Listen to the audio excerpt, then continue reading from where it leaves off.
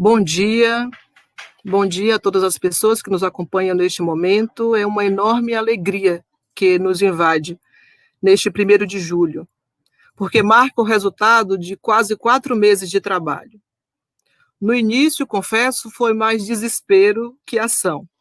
Desde o princípio de março, a diretoria da ABEL vem se deparando com os desdobramentos da pandemia provocada pela Covid-19. Medos e incertezas marcam os tempos em que vivemos. No entanto, juntos, em reuniões semanais e contatos quase que diários, estamos resistindo. E é desta resistência que nasce a primeira feira virtual das editoras universitárias. A Associação Brasileira de Editoras Universitárias, a ABEL, conta hoje com 128 associadas. Dessas 128, 61 aderiram à nossa feira virtual, que foi recebida com entusiasmo, apoio e afeto no seu lançamento em 17 de junho. E muito do que foi proposto nessa reunião do dia 17, nessa apresentação por videoconferência, foi agregado ao desenho que hoje vem a público. Esta ação é resultado do trabalho intenso da diretoria da ABEL, a quem agradeço profundamente, a Secretaria Executiva e a nossa assessoria de comunicação.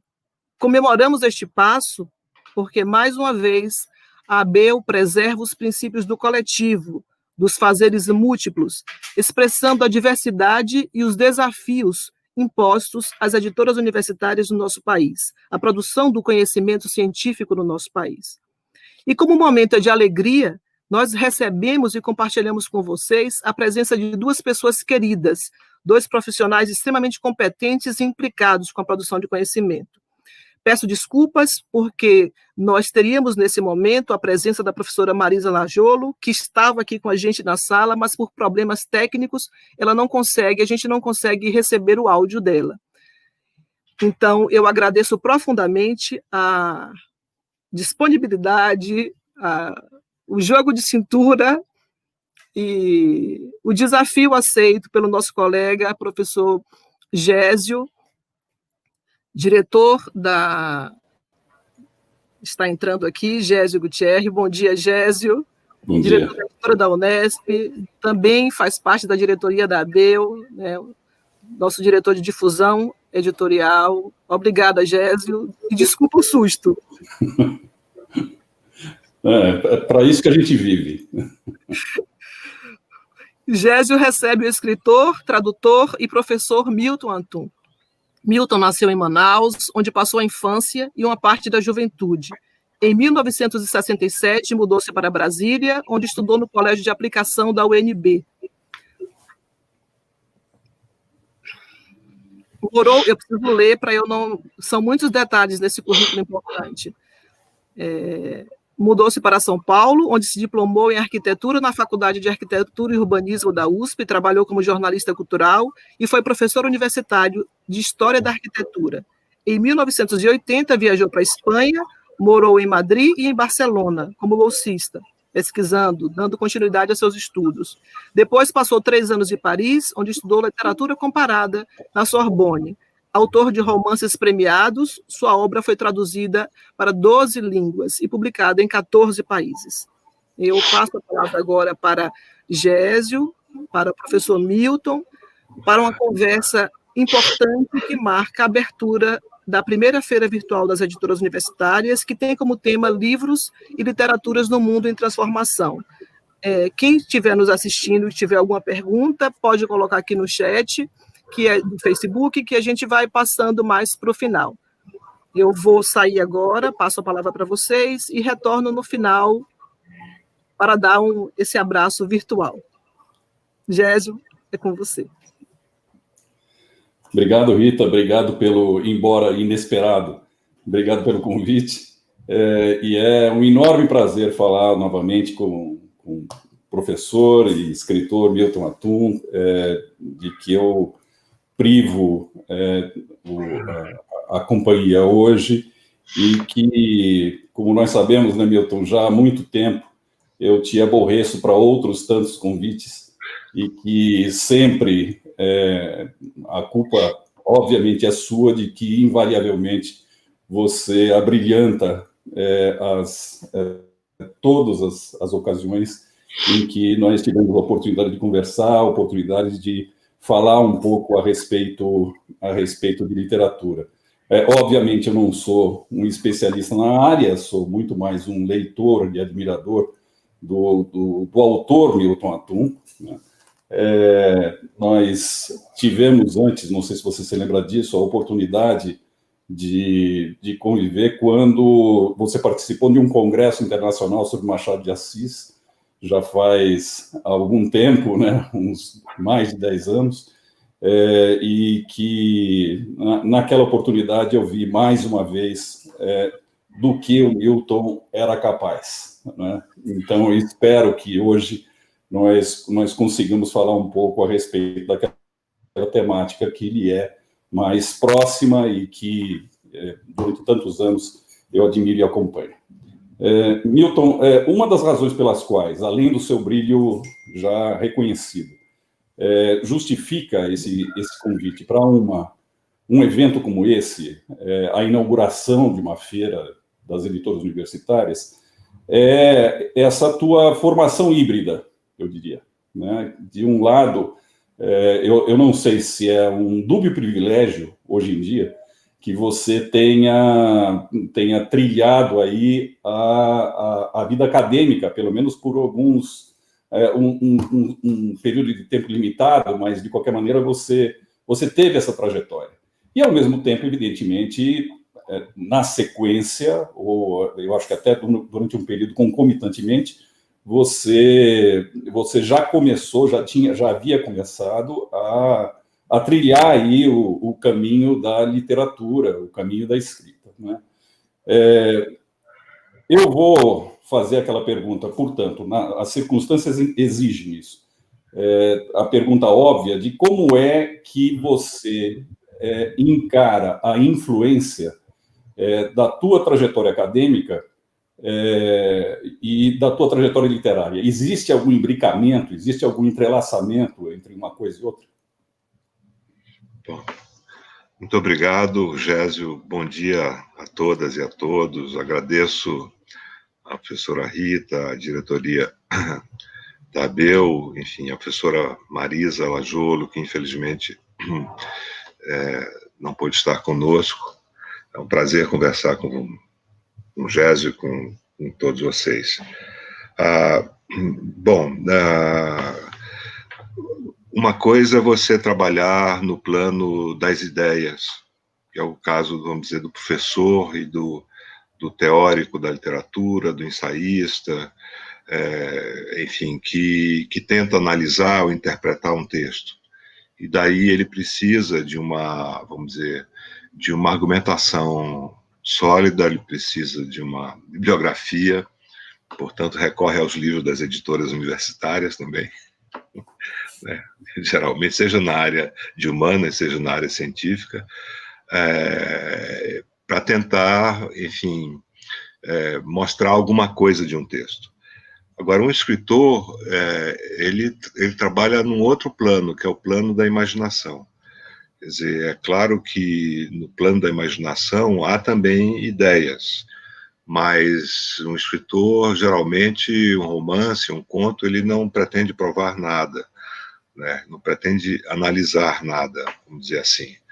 Então, no começo foi um pouco estranho, porque eu dei aula de francês e literatura francesa e também brasileira durante 15 anos na Universidade Federal do Amazonas e depois nos Estados Unidos, em Berkeley, na Califórnia. Mas quando eu sentava para escrever um romance, vamos dizer que o professor ele ficava de lado, né? Quer dizer, para que essas ideias, essa teoria da literatura, ela não entrasse no meu texto. No entanto, ter lido muitas coisas sobre teoria literária e ter sido aluno aqui na USP de grandes professores, tudo isso me ajudou muito a pensar o texto, a pensar o romance, a estruturar o romance, a pensar nos gêneros literários, nessa convenção, né, que é uma convenção, o gênero literário, a pensar em questões, vamos dizer, centrais da literatura, do romance, que são questões referentes à posição do narrador, ao tempo, à passagem do tempo, à organização, à estrutura da narrativa, ao espaço, embora questões do espaço eu também tenha aprendido muita coisa na FAO, na arquitetura, né? Então, chegou um momento da minha vida, Jéssica, em que eu não podia mais conciliar, vamos dizer, o trabalho didático com o trabalho do escritor. Eu tinha muitas turmas em Manaus, dava aula para várias disciplinas, inclusive de francês instrumental, enfim, ia para vários lugares, tinha mais de 200 alunos, era uma loucura, eu não dava mais conta. E aí, enfim, ser professor e ser escritor, eu ainda tentei fazer um doutorado aqui na USP, isso faz tempo já, faz mais de 20 anos. Com meu orientador era o professor Davi Arrigucci Júnior, um grande crítico, extraordinário, crítico literário. E aí ele me disse, isso foi em 98, 99, ele me disse, não, faz uma coisa mais livre, escreve uma coisa livre. Aí eu disse, bom, aí quando eu vi a bibliografia, tinha mais de 50 títulos. Eu disse, livre? Como é que liberdade é? Eu vou ter que ler. Vou ter que ler mais de 50 livros em várias línguas. Aí eu disse, olha, Davi, eu vou me demitir, vou sair da universidade, vou correr esse risco para escrever um romance que está na minha cabeça há muitos anos. Esse romance era o Dois Irmãos. Então, foi mais ou menos essa a minha, vamos dizer, que me permitiu viver um pouco de literatura, né, o Dois Irmãos. Acabou de sair na China agora. Saiu na China, em maio, plena pandemia. Na verdade, eu deveria começar essa conversa dizendo que eu lastimo impor a todos a minha presença, justamente porque eu estou substituindo alguém que é insubstituível, né? A professora Marisa Lajô. E que eu um pouco antes, inclusive, estava dizendo que eu já estava me postando no gargarejo para ouvir a conversa de vocês dois. Isso eu vou me furtar agora, mas espero que seja só um adiamento e que nós tenhamos a possibilidade de um futuro próximo eu aí sim me postar novamente em gargarejo para ouvir ouvir vocês. O que eu acho, Milton, que falando ainda um pouco a respeito da tua trajetória, você encara como os Dois Irmãos a inauguração mesmo da tua vida literária? Foi aí que foi inaugurado, ou você acha que isso, de alguma forma, como alguns autores, inclusive, observam, que, na verdade, isso sempre esteve com você, e que é difícil identificar um ponto de início de uma carreira literária, propriamente dita? Não, Dois Irmãos foi meu segundo romance, Jásio. Em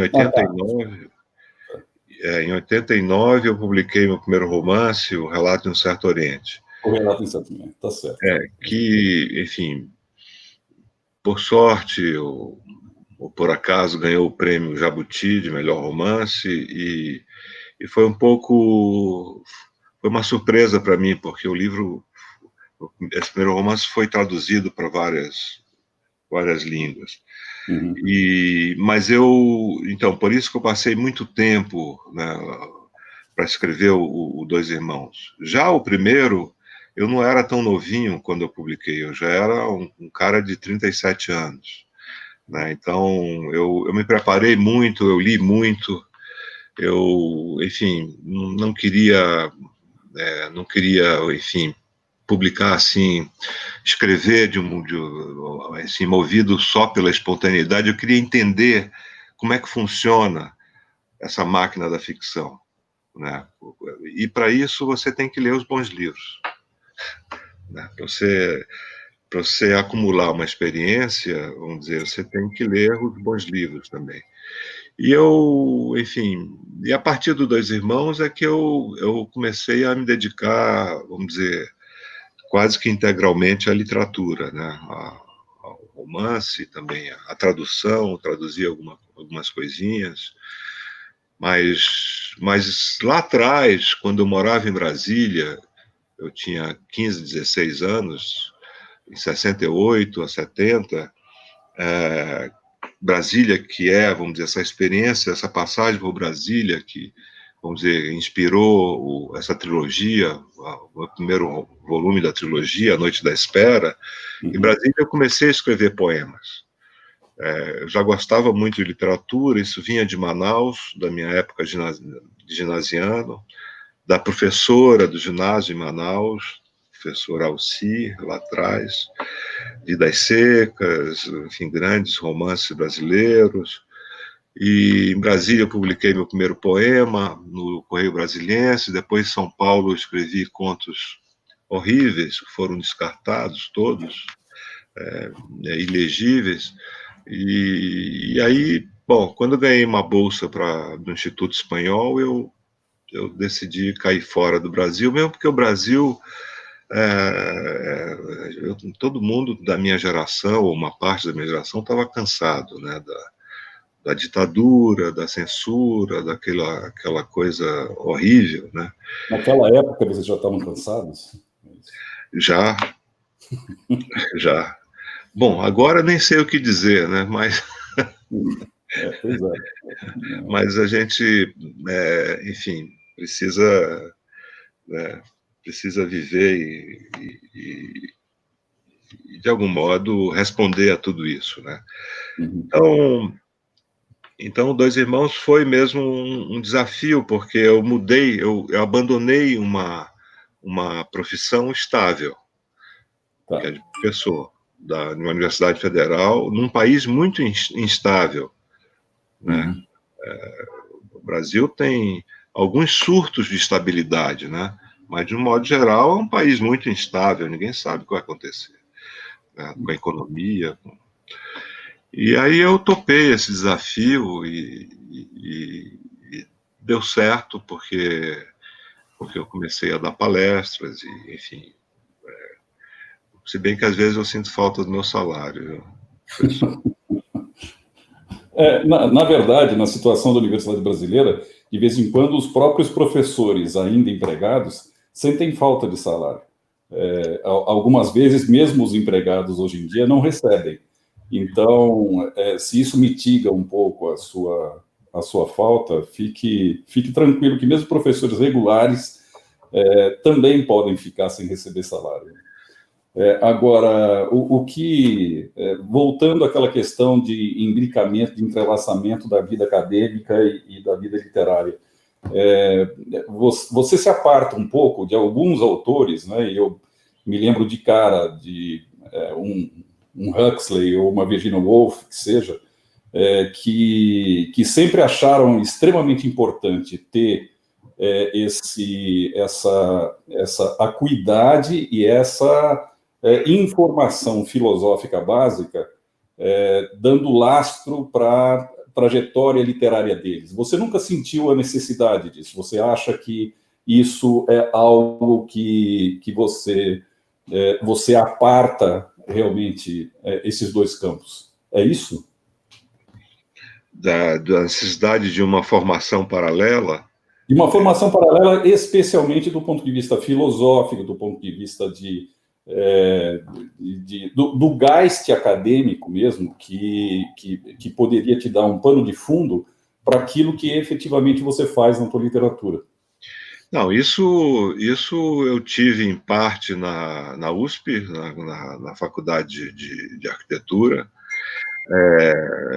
Um dos momentos mais significativos da minha vida acadêmica, como estudante, foi ter sido orientado pelo geógrafo e pensador Milton Santos, certo, que foi professor da FAU durante um período não muito longo, e eu queria fazer um trabalho sobre Manaus e fui pedir que ele fosse meu orientador, e ele prontamente concordou, e Então, essa formação, enfim, não tive uma formação filosófica como um estudante de filosofia, mas eu acho que todo escritor ou escritora passa pelo fundamental, né, da filosofia, da história. Quer dizer, isso daí quer dizer, você tem que ler Aristóteles. Aliás, quem escreve, quem é professor de literatura, tem que passar pela Poética do Aristóteles,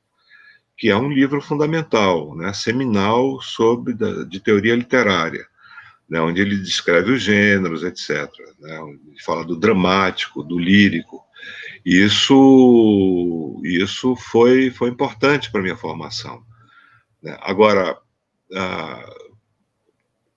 o importante também é você não, no romance em que cabe tudo, é um gênero, uma espécie de gênero onívoro, né? Tudo pode caber nele, a confissão, enfim, cartas, tudo, memórias. Ele, às vezes, se for muito filosofante, se pender muito para uma outra área das humanas, pode perder um pouco a força. Né? Quer dizer, um romance, porque às vezes um romance que se aproxima de teses, e aí não dá certo, porque a literatura tem horror à tese. Você tem toda a razão, claro, mas... Você não precisa explicar nada. Né? Eu sei que eu estou falando para muitos professores e que já fizeram teses, já passaram por esse calvário. Né? É difícil, dizer, um romance que quer provar alguma coisa, o leitor desconfia disso, porque é exatamente o reino da ambiguidade, onde não se quer explicar nada, apenas, vamos dizer assim, a complexidade das relações humanas. Eu fui infeliz ao citar o Huxley, por exemplo, que tem pretensões muito próximas disso, e é uma das razões pelas quais a Gertrude Stein falou para o Henry que esse sujeito está morto. Está morto justamente porque ele tentava fazer romances com ideias, né? Romances não era meramente romance de ideias, mas era fazer uma tese em formato literário. Eu não gosto do Huxley. Eu acredito. Com certeza, por isso mesmo. Mas eu adoro a Virginia Woolf.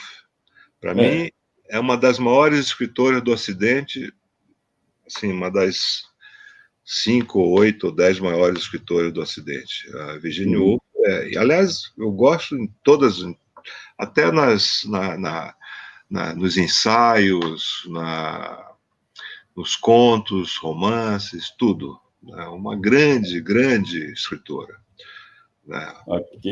Aquele Room of Your Own, né?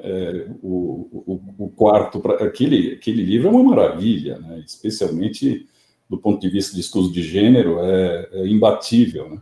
Mas, enfim, ela reivindicou há mais de um século o que o feminismo hoje está reivindicando. Exatamente. Ela se antecipou a muitas coisas, e de uma forma contundente, de uma forma, vamos dizer assim, sempre sem hesitação, né? Bom, sem contar as obras-primas, né? Não são apenas duas, são várias. Então, infelizmente, é uma escritora que está sendo lida no Brasil. É difícil, não é um romance, está longe de ser um romance trivial, comercial, trivial, mas ainda assim há várias edições, há várias traduções. É uma escritora que está sendo lida no Brasil por algumas pessoas. Claro. Você me desculpe a pergunta original sobre esse entrelaçamento da academia e da literatura, mas foi uma pergunta sindical, digamos assim. Eu acho que eu não poderia deixar de fazer essa observação, especialmente na inauguração de uma feira de editoras universitárias. Agora, indo para alguma coisa um pouco mais ampla, né, e universal, a temática dessa conversa, originalmente ao menos, era de que era justamente o papel, se existe alguma alguma presença do livro e de editoras nesse mundo em transformação, né? Então, também, para mim, como editor agora e não como docente, eu vou te lançar outra pergunta sindical.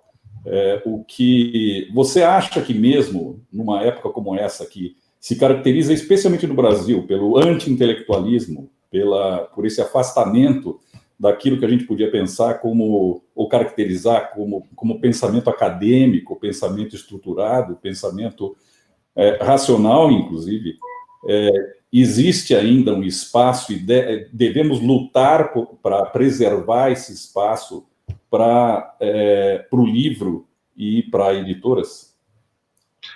Bom, eu acho que esse espaço é fundamental para, enfim, para a produção acadêmica, para a vida acadêmica, para o pensamento universitário, né, para a produção de saber e conhecimento, né, porque o que as editoras universitárias publicam?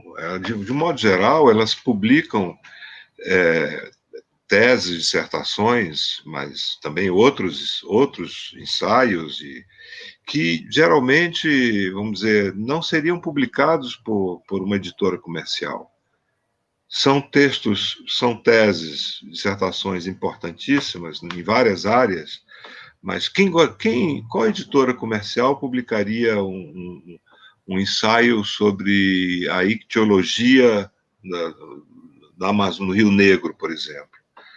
Né? Quer dizer, os peixes de água doce, né? Ou algum tema sobre biologia de água doce, ou, quer dizer, ou de física, ou de química, né? Então, essa pandemia provou que essa produção, a produção acadêmica, que nós não vemos vamos dizer, nas editoras comerciais, é fundamental, até para circular entre os seus pares, não é mesmo? Inclusive, alguns livros de teoria literária que a Unesp publicou, que a USP, várias universidades publicaram, Santa Catarina. Eu tenho acompanhado um pouco na minha área de ciências humanas o que as editoras universitárias têm publicado. Tem coisas incríveis que você não encontra, que não são publicadas por uma editora comercial, né? Então, seria uma lacuna, na verdade, enorme. E se você imaginar a força das editoras acadêmicas nos Estados Unidos ou na Europa, é uma coisa incrível, né? É uma coisa incrível. Eles têm uma presença no mundo editorial que é fantástica, né? Então, acho importantíssimo, inclusive, esse diálogo, essa troca de ideias, de experiências, né? Porque muitas vezes o trabalho do pesquisador, como o trabalho do escritor, é muito solitário, né, Gésio? Uhum. Muito solitário, né? Às vezes você faz um trabalho sobre seja de filosofia, de um capítulo do Aristóteles, que pode levar anos, né? Ou um trabalho de física, né? Ou de física quântica, ou sobre cadeias moleculares, seja o que for, né? Você passa anos pesquisando. Então, é legítimo que esse trabalho seja publicado.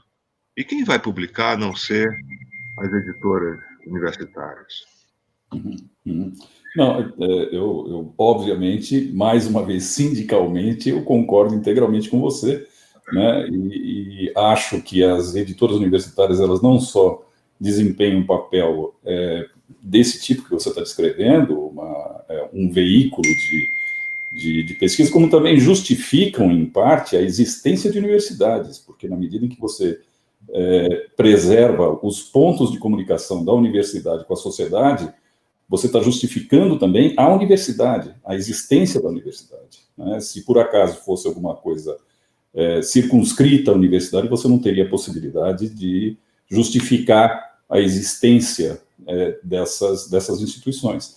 Agora, eu queria generalizar essa pergunta. Eu queria saber de você, mesmo numa situação como a que a gente tem hoje, volto a dizer, uma situação que eu vejo quase que universal, mas dramaticamente aferível no Brasil, do anti-intelectualismo, né, que está graçando por todo lugar e na verdade, o pensamento e o discurso não letrado.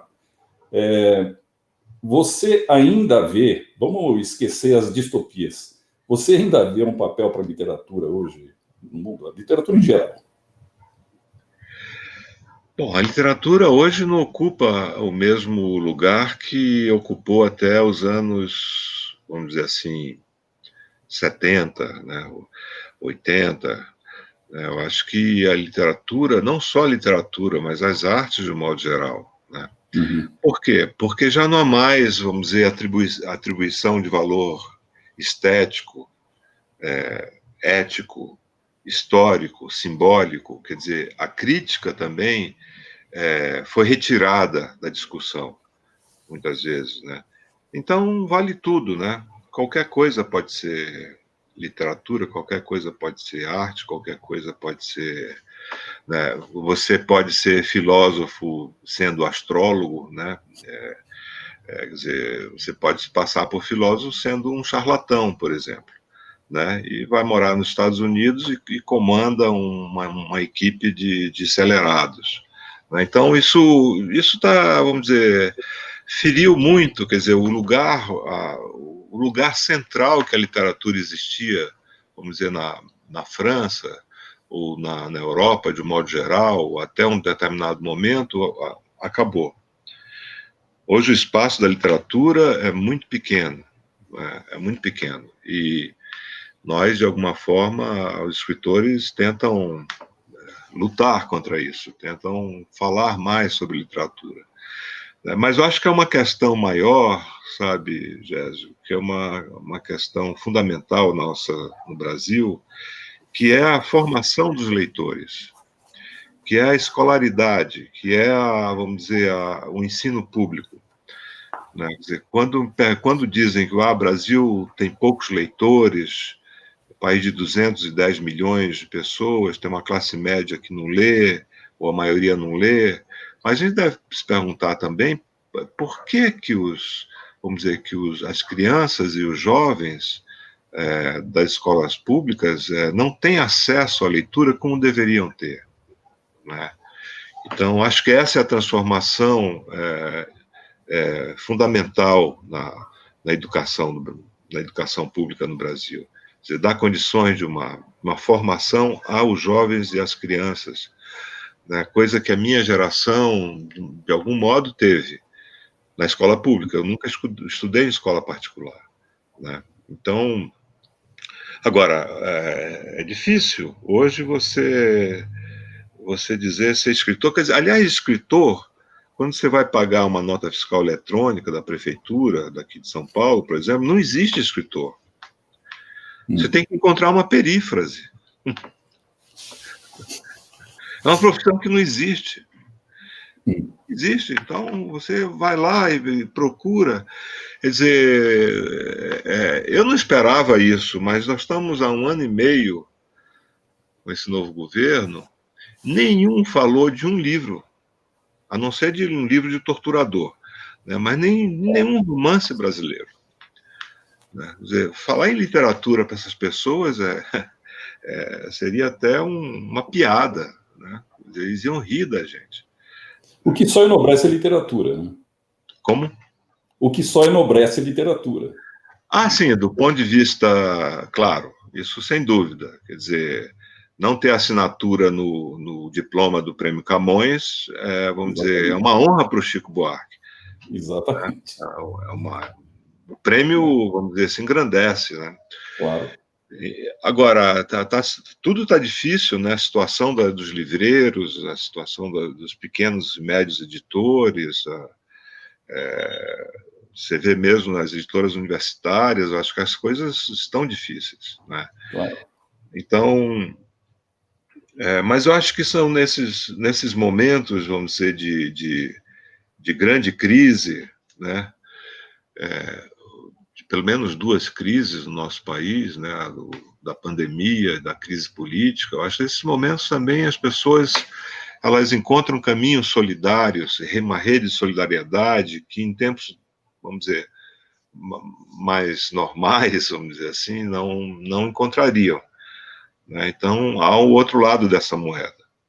Né? Quer dizer, nós estamos buscando caminhos e brechas e tentando, vamos dizer, aumentar essa solidariedade e pensar nisso, que isso não seja apenas um momento, que isso continue depois. Uhum. Uhum. Você, então, nesse sentido, você é otimista em relação ao futuro da literatura, por exemplo? Bom, eu acho que o ser humano, aquilo que o Antônio Cândido diz num texto magnífico chamado O Direito à Literatura, né?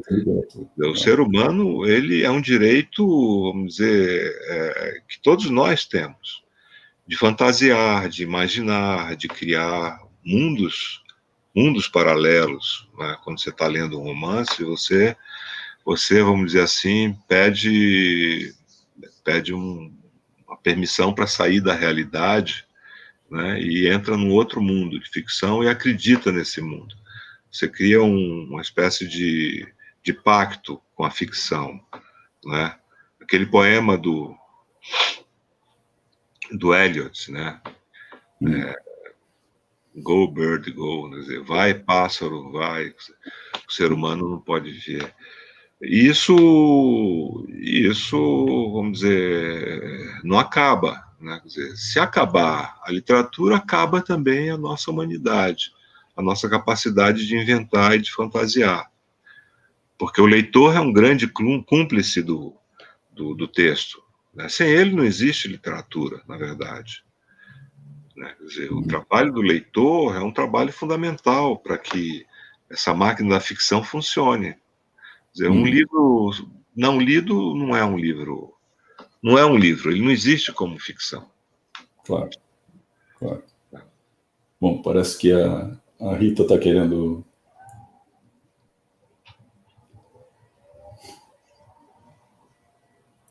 Deixa eu abrir o microfone. Professora Marisa está de olho em vocês, ela está aqui na sala participando, infelizmente ela não tem áudio no microfone, mandou aqui algumas inquietações, mas antes eu vou passar para vocês alguns comentários do público. Professor Juan Felipe Córdoba Restrepo, nosso colega da EULAC, Associação Latino-Americana das Editoras Universitárias, diz que as editoras universitárias garantem a diversidade de pensamento, um suporte essencial para a sociedade atual. Professor Marcelo de Renzo, vice-presidente da ABEU, diz que é preciso mudar a ideia de que as editoras universitárias publicam o que não encontra espaço no chamado segmento comercial. O catálogo, na verdade, é do conhecimento a serviço da sociedade. Muitos elogios. Alzira Sá faz uma referência a Um Teto Todo Seu, que vocês falaram de Virginia Woolf. Cíntia Paz dá parabéns pela fala do professor Milton Atum, diz que sempre é um prazer ouvi-lo e que atualmente usa suas obras como base referencial para o doutorado dela, na Federal Fluminense. Professora Elisa Oliveira, dá um Viva a Filosofia. Maria Luísa Santos parabeniza a ABEU. Enfim, professora Maristela Silveira disse que ao professor Milton, para mim será eternamente professor, porque, embora não esteja atuando academicamente, está sempre nos ensinando.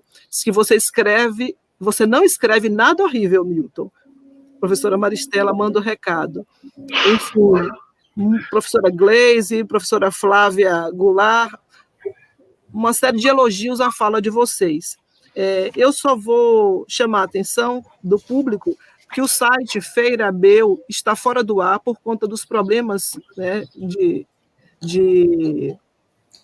referentes ao tempo em São Paulo, mas a equipe já está trabalhando para que a gente consiga restabelecer essa condição técnica.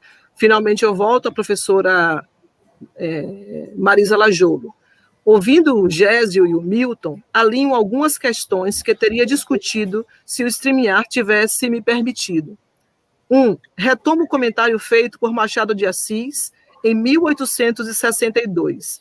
Poucos livros se publicam e ainda menos se leem. Aprecia-se muito a leitura superficial e palheta e maltratado e bem acidentado romance. mas não passa daí o pecúlio literário do povo. O comentário continua atual. Vemos aí a oposição entre best-sellers e as obras-primas? Essa é uma pergunta dela. Tem mais duas. Vocês gostariam que eu passasse logo? Ou preferem conversar primeiro sobre isso? Eu não sei se o Gésio gostaria de... Bom, eu acho que essa... Obrigado, professora Marisa. Eu acho que a gente não devia ver uma oposição entre o livro, um best-seller que vende muito, e uma obra, vamos dizer, mais sofisticada, que alcança um público menor, né? Porque o público vamos dizer, é diversificado. Quer dizer, como que nós vamos pedir a um leitor de um best-seller para que leia O Grande Sertão Veredas? Ou a um leitor que só lê best-seller para que ele passe, vamos dizer, dos 50 Tons de Cinzas ao Grande Sertão Veredas? É muito difícil isso. Por isso que a formação do leitor é importante. Mas isso não é uma peculiaridade do Brasil, isso existe em todos os países. Existe, vamos dizer, uma lista de best-sellers, existem os clássicos, ou os romances mais sofisticados. Claro que isso na época do Machado, bom, para lembrar um pouco essa ambiguidade, Os Sertões de Euclides da Cunha foi um best-seller na sua época. Você imagina o que é isso? Um livro de mais de 500 páginas, um livro difícil, que não é ficção, um livro às vezes áspero, né? E foi um best-seller. Então, às vezes, a gente se surpreende também com o Saramago, por exemplo, que não é um escritor fácil, não há um único livro fácil do Saramago, ele foi um best-seller no Brasil, não é? Então, há essas coisas, há essas contradições também. Gésio, gostaria de acrescentar alguma coisa? Eu acho que é nessa direção mesmo do Milton. Eu tenho até algumas observações a fazer, mas eu preferia muito mais ficar ouvindo o Milton do que o que eu tenho a dizer. Sim. Então, eu vou passar para a próxima pergunta da professora Marisa. Dados recentes da CBL sobre movimento de livros no Brasil apontam diminuição das tiragens. Dados recentes de testes internacionais de competência leitora, PISA, apontam que o Brasil ocupa a posição 57 entre os 79 países avaliados. A classificação é merecida? É preocupante? Que papel tem a literatura contemporânea ao lado da e a pluralidade de eventos ligados à literatura neste cenário? Bom, isso eu acho, não sei se já foi feita uma análise vamos dizer, por classe social e leitura. Por exemplo, eu dei aula numa universidade, vamos dizer, que não é rica, quer dizer, o curso de letras, os alunos não vêm de uma classe alta, eles são jovens humildes. No entanto, gostavam de ler, muitos gostavam de ler, né? Então, eu me pergunto, que franja ou que parte da classe média que poderia adquirir um livro, ou vários livros, lê? Quer dizer, será que não há aí uma questão? Por que a classe média brasileira ela não lê? Por que só essa franja lê bons livros? Posso dar um exemplo para vocês. Há uns 3 ou 4 anos, o prêmio Goncourt, que é o maior prêmio literário francês, o vencedor foi um romance chamado Bússola, do autor Mathias Hénard. É um livro, é um grande romance, é um livro muito difícil, é um livro em que a história, a música entram, vamos dizer, como uma erudição, mas não uma erudição pedante, uma erudição generosa. Enfim, não é um livro fácil. e grande. Esse romance, ele vendeu mais de 200, muito mais que 200 mil exemplares na França. Eu me pergunto se um prêmio Jabuti, aqui dessa envergadura, venderia pelo menos 10 mil exemplares. Não. Não, porque um prêmio no Brasil não é garantia de que o livro vai ser lido, quando você ganha um prêmio. Né? Então, e aí eu volto à questão da formação, né? Da formação do ensino público de qualidade, sem querer idealizar o ensino na França ou na Alemanha ou em outros países. Mas nós não temos esse público leitor, vamos dizer, que é capaz de ler um bom livro, esse público consistente. Nós não temos isso. Não temos isso. Eu podia complementar um pouco isso, porque realmente aí está se falando de alguma coisa que é muito próxima da atividade editorial, essa classificação do Brasil, em primeiro lugar. Eu acho que até sobre esse aspecto, Milton, o Brasil ele ocupa um lugar peculiar, né? Porque essas variáveis que você está apontando, elas são presentes em toda a América Latina. Agora, o índice de leitura do Brasil ele é menor do que em outros países equivalentes. Quer dizer, ele é bem menor, por exemplo, do que o número de livros habitante, né? Ele é bem menor no Brasil do que na Colômbia, por exemplo. Isso sem contar naqueles países que a gente sabe que são países livreiros e leitores há muito tempo, como Argentina, Chile, etc.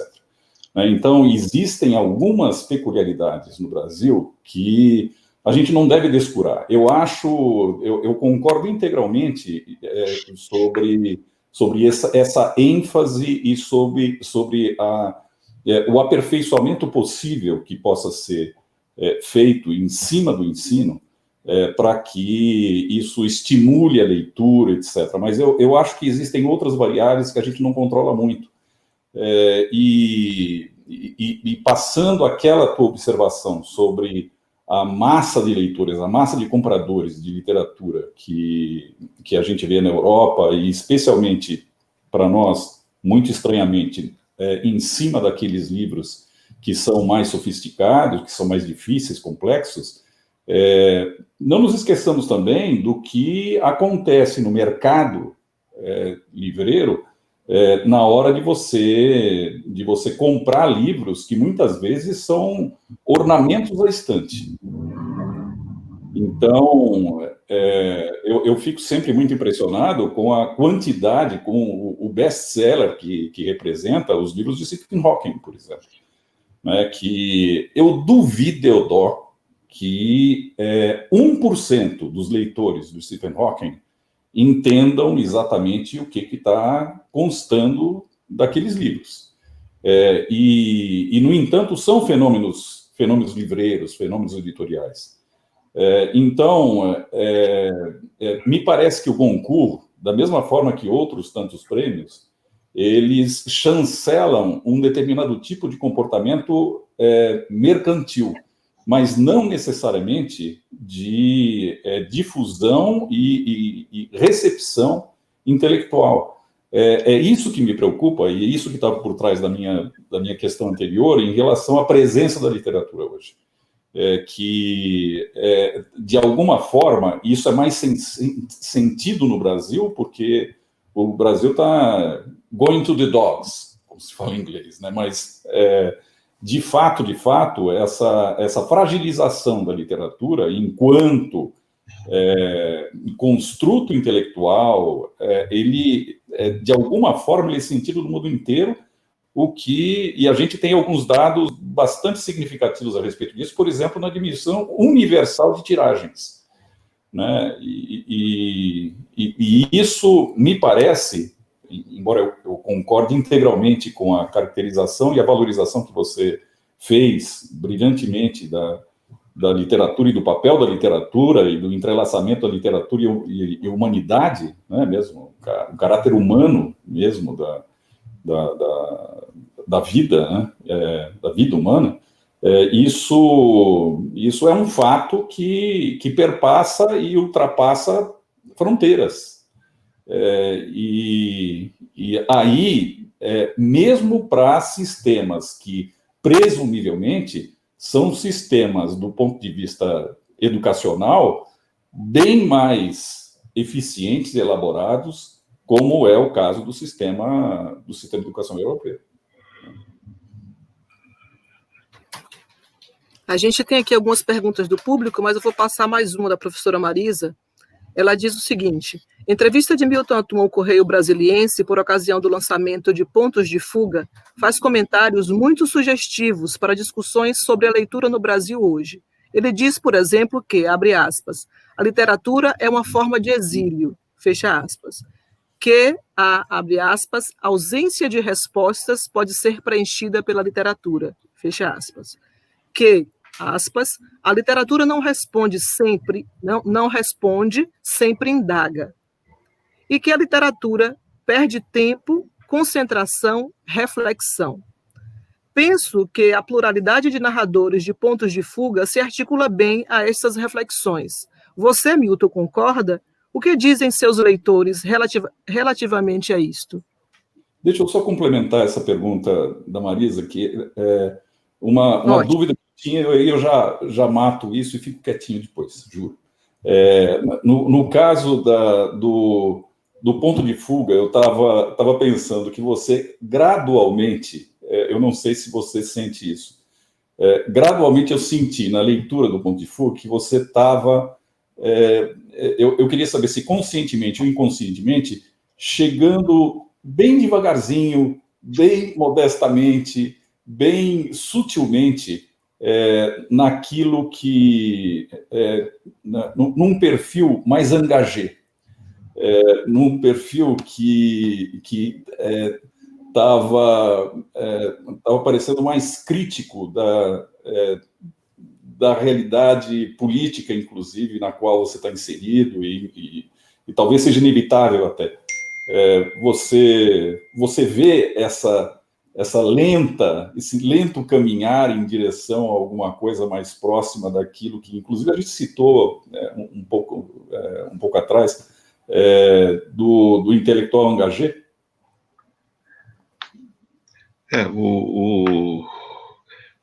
Bom, são respostas que o leitor pode, né, pode dar mais do que, com mais consistência do que eu, porque o que eu tentei fazer nos 2 volumes da trilogia, Na Noite da Espera e No Ponto de Fuga, foi, vamos dizer assim, um romance de formação que já estava no Dois Irmãos, no Cinzas do Norte, que é um gênero literário universal que, enfim, que me apaixona, né? Eu sempre gostei muito do romance de formação, que é a relação entre o indivíduo e a sociedade, né? Como que esses jovens interagem socialmente numa época, vamos dizer assim, de opressão, né? Vai de 68 até 80. Quer dizer, e aí sim, Jéssica, eu acho que no Ponto de Fuga, sobretudo, há personagens que vamos dizer, que vão por todos os lados, né? Há personagens muito engajados, há personagens liberais, que é o caso do Ox, que é um personagem, é um liberal autêntico, não esse liberalismo, né, fajuto que nós vemos aí, né? É um liberal contra a ditadura, né? Inclusive, ele fala da fórmula do Pinochet, crescimento econômico e repressão. Ele fala textualmente isso no fim. Quer dizer, é um jovem liberal no meio de jovens um pouco, enfim, anarquistas, ou de uma esquerda um pouco sem muita... sem um engajamento específico, apartidário, etc. Né? E são interrogações mesmo, que a professora Marisa falou, eu acho que é mais para indagar o leitor, mais para, vamos dizer, você colocar como uma busca de um sentido para a vida, né? Porque a minha geração foi um pouco isso. Quer dizer, eu estudei arquitetura e não fui arquiteto. Meus amigos também entraram na FAO, que não é fácil, a gente ficou ralou muito para entrar na FAO. E, no fim, você não exerce a sua profissão, né? Outros que foram para engenharia e depois fizeram para ECA, para comunicação, quer dizer, pularam da Politécnica para... Quer dizer, a gente não se encontrou, não sabia muito o que fazer. E depois, vamos dizer, esse constrangimento, essa opressão, essa coisa vamos dizer, de a gente não saber o que vai acontecer amanhã, do colega ao lado ser um delator, um possível delator, quer dizer, tudo isso nos colocava, vamos dizer, numa situação, num impasse, vamos dizer assim. Então, pontos de fuga são pontos, vamos dizer, em que você está buscando, né, uma fuga em relação à trajetória em que os personagens buscam algum sentido no amor, na política, na profissão. Isso, vamos dizer, é o romance de formação. É a passagem vamos dizer, dessa juventude à maturidade, não é, num recorte de tempo, que é esse vamos dizer, dos anos 70. Agora, é verdade que aí, por um compromisso ético, não há nenhuma, vamos dizer, nenhuma abertura para você aceitar, para os personagens aceitarem a ditadura. Há um personagem que é expulso da República de Vila Madalena porque ele ri do assassinato de jovens da USP. E aí ele é expulso porque a República da Vila Madalena tem normas, né? A liberdade é total, mas você não pode... É proibido você aplaudir, aceitar, né, zombar do assassinato de colegas, né? Então há um julgamento político e ele é expulso da República, né? Então eu vejo que esse compromisso, um compromisso ético com a literatura, né? Porque, enfim, eu não leria um livro, um romance, dificilmente um bom romance exaltaria torturadores. Eu não li nenhum ainda, né, um bom romance que exaltasse, vamos dizer, o lado mais obscuro e tenebroso do ser humano.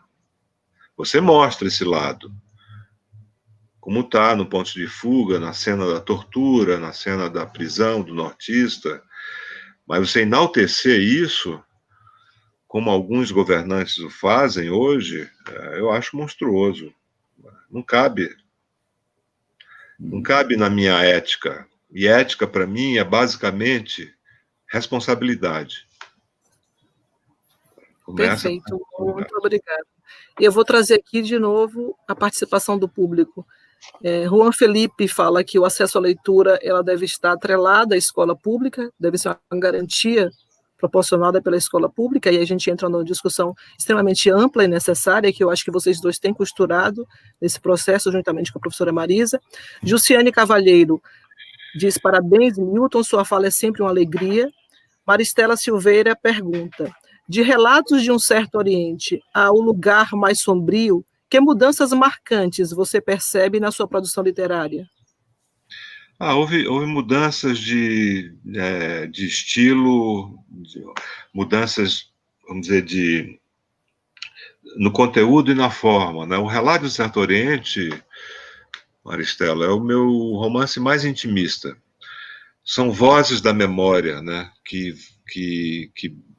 tentam fazer vamos dizer, que evocam o passado para tentar resolver uma questão, né, da narradora. É narrado por uma mulher, né? Então é o meu, vamos dizer, é um romance vamos dizer, com uma pegada mais lírica, talvez vamos dizer, para mitigar um pouco a frustração de não ter sido poeta que eu quis ser, né?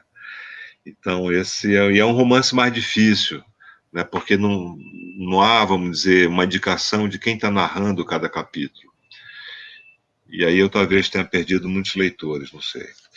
Mas depois, no Dois Irmãos, já é uma outra coisa, já é um romance mais clássico, vamos dizer assim, né? E sai, vamos dizer, dessa intimidade da casa para a cidade.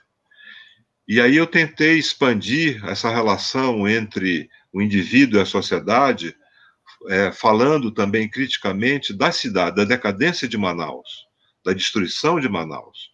E isso foi o Cinzas do Norte, né? Até o Pontos de Fuga e A Noite da Espera, que são romances que já saem da Amazônia, né? E já se, vamos dizer, do ponto de vista simbólico, eles são ambientados em outros lugares, Brasília, São Paulo e Paris, que é uma segunda parte da minha vida, da minha experiência, né? E, de algum modo, todos esses livros têm uma relação com a minha vida, não sendo a cópia da minha vida, é claro, né? Mas a estrutura do Ponto de Fuga, ela é totalmente diferente do relato do Dois Irmãos, do Órfãos do Eldorado, né?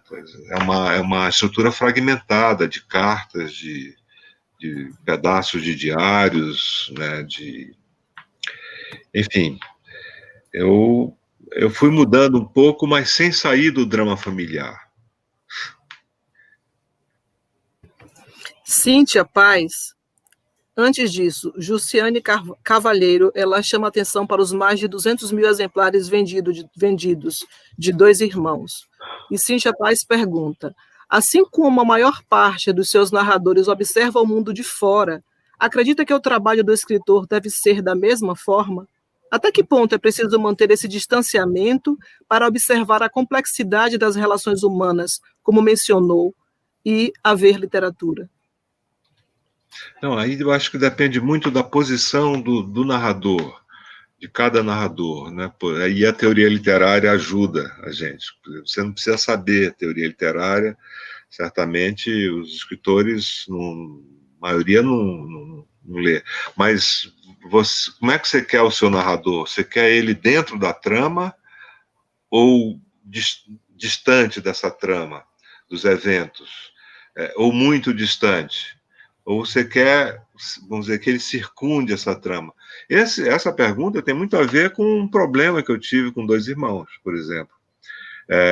A primeira versão, o narrador, o Nael, ele estava muito distante da trama e os 4 leitores, editores, já que estou falando com editores também, que são importantíssimos para fazer a primeira leitura e avaliar, eles fizeram essa crítica, e era uma crítica muito pertinente, né? O Nael estava distante da família, da vida da família. Então, eu reescrevi tudo, porque quando você mexe com o narrador, você mexe com a estrutura toda, né?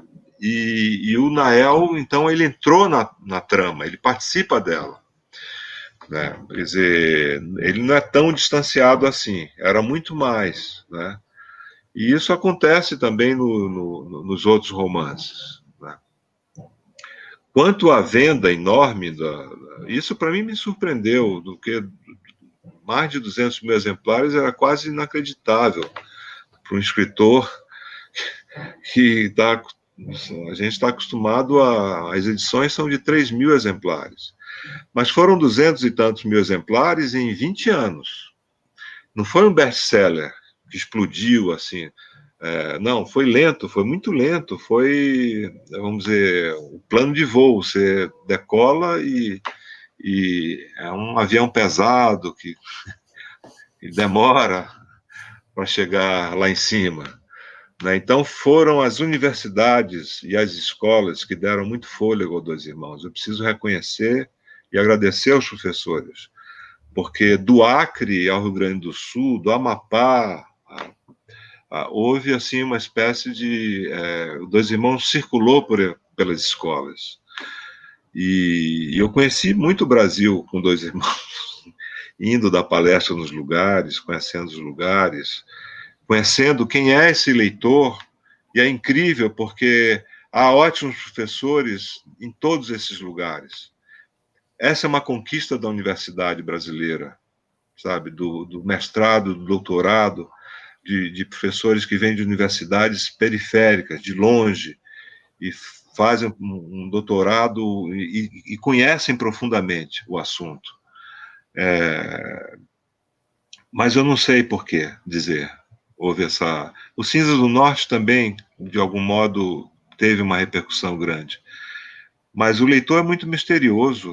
O leitor é um bicho misterioso. Ninguém sabe o que é.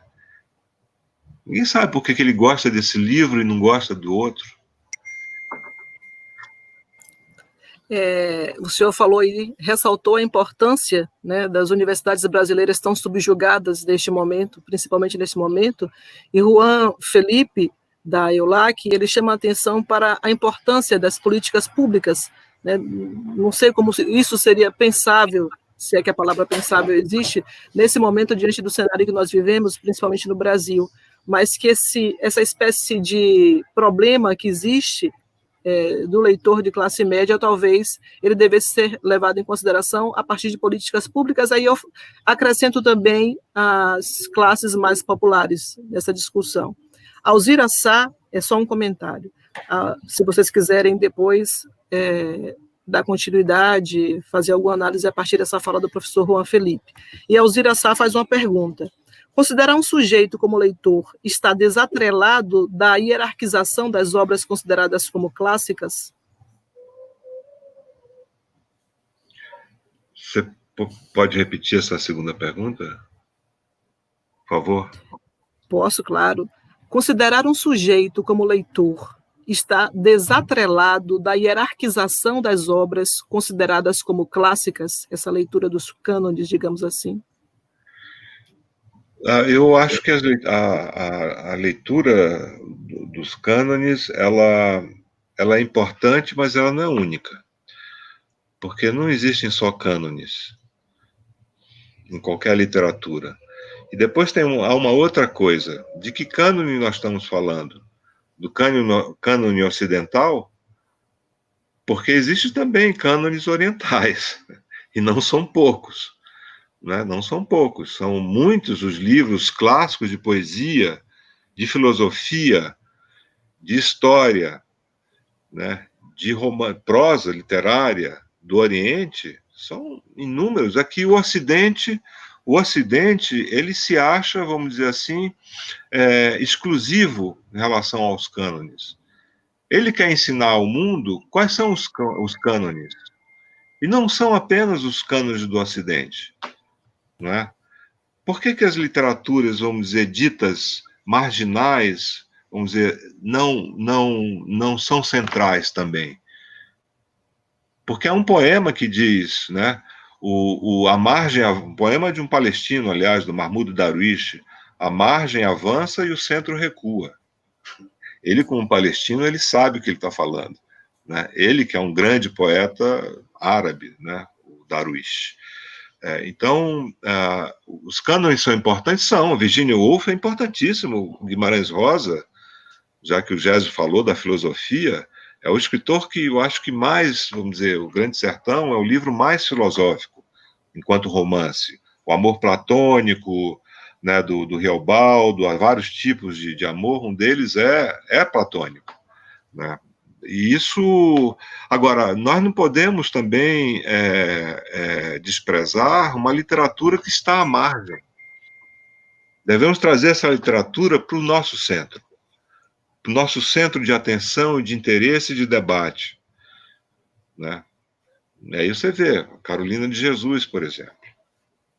Né? Como é que fica? Né? Lima Barreto, por exemplo. Por que fica um pouco à sombra? Por que esses escritores ficam um pouco à sombra? Das mulheres, dos negros, dos imigrantes. Né? Eu acho que isso está sendo recuperado de alguma forma. Uma coisa não anula a outra. O que eu acho, vamos dizer, inócuo é essa oposição e esse confronto. Porque nós devemos assimilar tudo que tem a qualidade.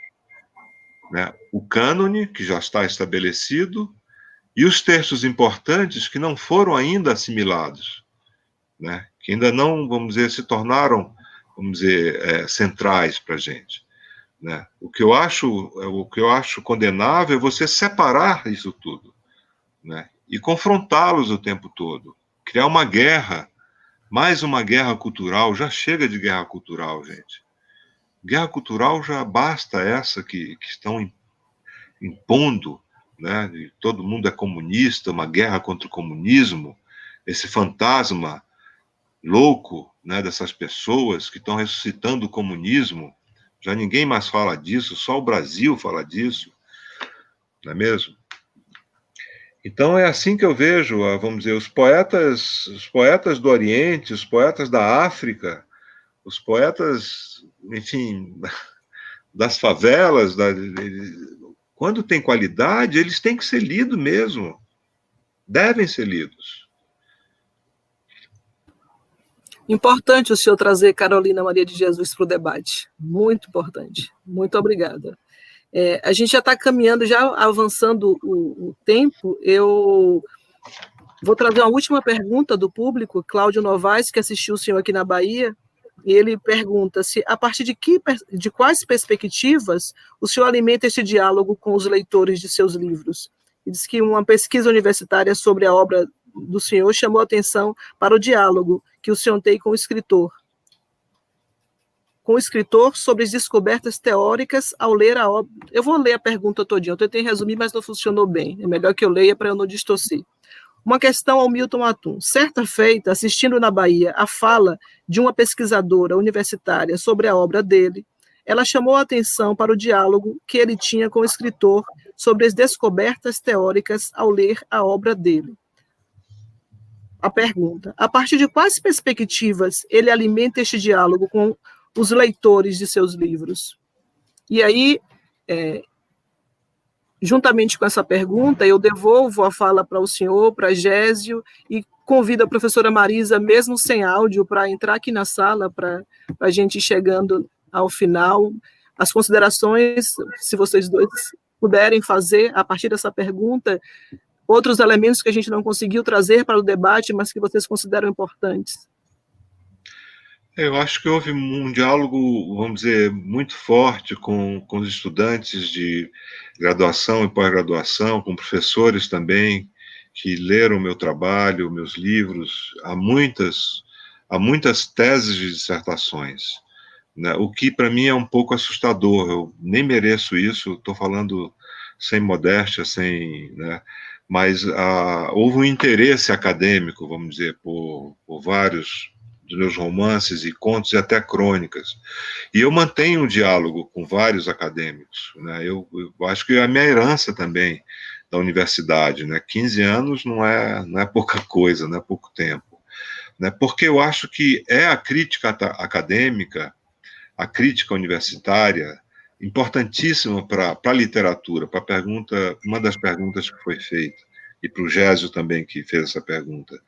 Ora, a crítica universitária, a acadêmica, o mestrado, o doutorado, é importantíssimo, né, para você, enfim, analisar, interpretar aquilo, né, o que é o que está, vamos dizer, nos Cinzas do Norte, em relação à Amazônia, em relação à questão identitária, ou o papel da memória no Relato de um Certo Oriente, por aí vai, né? Ou a questão política no Ponto de Fuga, como o Gésio acentuou. E esse diálogo eu tenho mantido. Eu viajei muito, dei palestras em universidades, em festivais.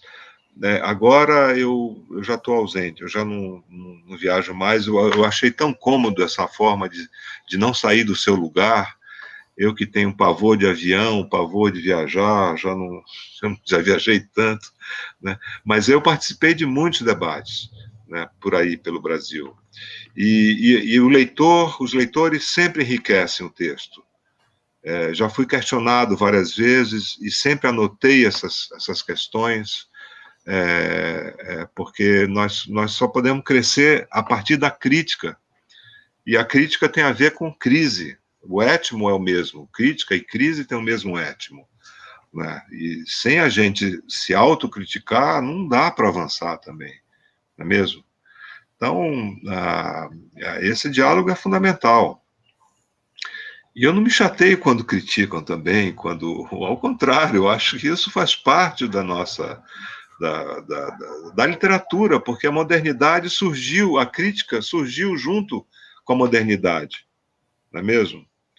Quer dizer, no século XIX, os grandes poetas, Baudelaire já era um crítico, Flaubert já era um crítico nas suas cartas, correspondências, e por aí vai. Né? O Eliot também, né? Sim, bom, isso depois, né? Mas lá É. atrás, no século XIX, já no romantismo, já havia a crítica como literatura também. Sim. Depois a crítica está no interior da literatura. Uhum. Gésio, você gostaria de acrescentar mais alguma coisa? Na verdade, eu só queria agradecer mais uma vez pelo inesperado prazer, né, e pela inesperada honra que a professora Marisa me outorgou. O que eu acho que a gente podia abrir pelo menos um minuto aí a mais para que a gente reservasse aquilo que eu podia caracterizar como um minuto de interjeições, né? Um minuto de interjeições dá a oportunidade para o Milton, a esse minuto de interjeições, a respeito da conjuntura brasileira, que assim, premiado com toda essa conversa, a gente inseriu algumas interjeições, porque me parece que de vez em quando, Milton, eu tenho a impressão que a gente está vivenciando uma época em que ela não pode ser descrita. Ela é uma época de indignações, né? Então, eu não poderia, justamente nessa circunstância, e até consistentemente com a época que a gente vive, deixar de passar isso, ouvindo inclusive algumas intervenções suas recentes, né? E deixar de dar oportunidade de empregar algumas interjeições para você descrever a contemporaneidade. E, além disso, fechando minha participação, agradeço muitíssimo essa oportunidade e reitero a minha admiração por você, seja como pessoa, seja como extraordinariamente generosa personalidade e como, obviamente, como grande autor brasileiro. Muito obrigado. Bom, muito obrigado, Gésio. Eu só não concordo com um grande autor, mas eu agradeço muito a sua participação. Obrigado a Rita, a Marisa, que não nos acompanhou, mas, enfim. E a todos vocês que me perguntaram, que fizeram boas perguntas também. Bom, eu não sei muito o que dizer, a não ser Gésio, eu acho que para mim não é tão surpreendente o que está acontecendo. Eu acho que nós passamos da ditadura para a democracia, foi uma transição muito, muito, vamos dizer, cordial, muito dócil. Houve uma anistia geral que foi um absurdo, porque não se anistia criminosos, assassinos e torturadores. Como a Argentina não anistiou, nem o Uruguai anistiou, nem o Chile anistiou, né? Mas nós fizemos um acordo, né, de cavalheiros, e olha no que deu. Porque isso estava adormecido, isso não veio do céu, não caiu do céu assim, de uma hora para outra, do inferno, né? Isso já existia, era o que o Graciliano já dizia com ironia nos anos em que ele escreveu o Memórias do Cárcere. Ele alertava para o pequenino, olha o superlativo aí, o diminutivo é interessante, o pequenino fascismo tupiniquim. Ele estava lá desde as origens, e do golpe de 64, das grandes marchas pela família, propriedade, pela pátria, né? E isso não foi interrompido, né? Estava aí. E encontrou o seu líder e o seu filósofo, astrólogo. Isso foi construído ao longo de muito tempo, né? um pouco na surdina, nas redes sociais, etc. Agora, nós vamos superar isso. Eu tenho certeza que nós vamos superar isso, né? E não vai demorar muito, espero. E é para isso também, de alguma forma, que nós estamos aqui.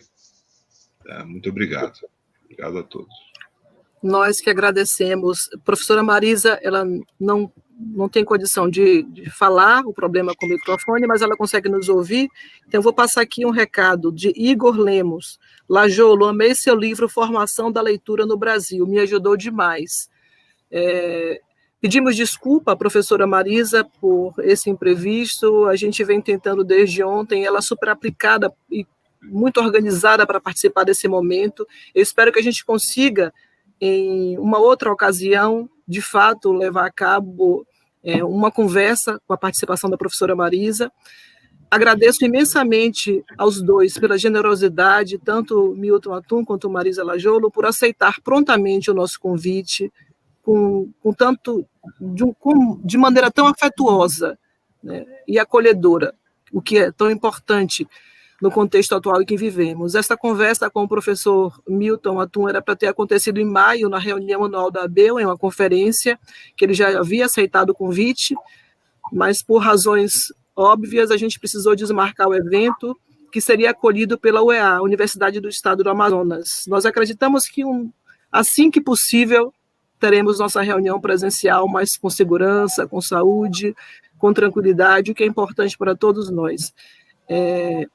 Gostaria de lembrar que a próxima roda de conversa vai ocorrer eu estou com a data errada, se Eduardo puder me passar a data correta, é a mesa de Gésio, aí sim, Gésio, sem imprevistos, com planejamento, vai discutir acesso aberto e comercialização, distância irredutível ou aproximação, com o professor Eloy Rodrigues e com Abel Packer, da Cielo Livros, do projeto Cielo, né?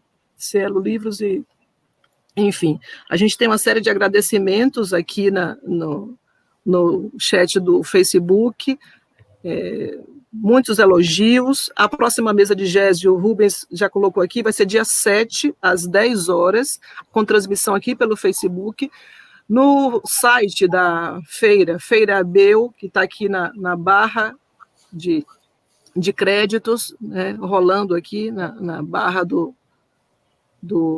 vídeo, feirabel.com.br, a gente tem uma aba com a programação cultural. Então, de hoje até o dia 8 de julho, além da comercialização de livros, diversas editoras universitárias do Brasil inteiro, com preços promocionais, e livros digitais para download gratuito também, em acesso aberto, nós temos uma programação cultural montada, criada pelas editoras que fazem parte desse evento. Então, são lançamentos de livros, discussões sobre temas variados.